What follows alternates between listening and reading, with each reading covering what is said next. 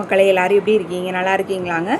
நான் வந்து Martin Kinsey and family அப்படின்னு சொல்லி யூடியூப் சேனல் ஆரம்பிச்சிருக்கேன். நான் போடக்கூடிய வீடியோக்கள் உங்களுக்கு பிடிச்சிருந்தது அப்படின்னா நீங்கள் லைக் பண்ணி சப்ஸ்கிரைப் பண்ணி பாருங்கள். நான் இன்றைக்கி எதை பற்றி நம்ம பேசலாம் அப்படின்னு சொன்னால், தாய்ங்க. அதாவது ஒரு தாயை போல், தெய்வத்துக்கு அடுத்தபடியாக ஒரு தாயை போல் யாருமே கிடையாதுங்க.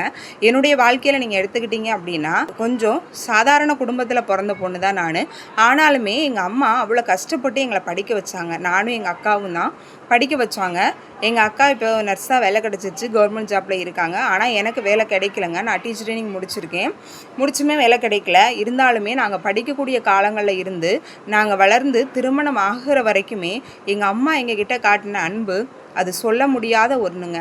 திருமணத்துக்கு அப்புறமும் சரிங்க, என்னுடைய எல்லா கஷ்டத்துலேயுமே பங்கெடுக்கிறது நம்ம கணவனுடைய குடும்பத்தில் இருக்கிறவங்கள தவிர அப்படின்னு சொல்ல முடியாது. கணவன் குடும்பத்தை விட நம்மளை அதிகமாக திருமணத்திற்கு பிறகுமே நம்மளுடைய கஷ்டத்தில் பங்கெடுக்கிறவங்க யாருன்னு பார்த்தா தாய் தாங்க.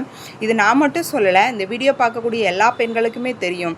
திருமணம் ஆனதுக்கு பிறகுமே உங்களுடைய கஷ்டத்துலேயும் சந்தோஷத்துலேயும் அதிகமாக பங்கெடுத்துக்கிறது உங்களுடைய தாயாக தான் இருப்பாங்கங்க. எந்த சூழ்நிலையிலையும் உங்களுடைய தாயை வார்த்தையால் ஒரு வார்த்தை கூட தவறாக சொல்லிடாதீங்க.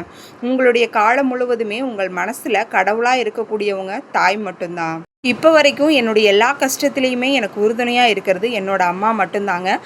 உங்களுக்கும் உங்கள் அம்மா உங்களோட எல்லா கஷ்டத்துலேயும் உறுதுணையாக இருக்காங்க அப்படின்னு சொன்னால், நான் போடக்கூடிய இந்த வீடியோவுக்கு ஒரு லைக் பண்ணுங்கள். நம்மளுடைய சேனலை இன்னும் சப்ஸ்கிரைப் பண்ணாதவங்க சப்ஸ்கிரைப் பண்ணுங்கள்.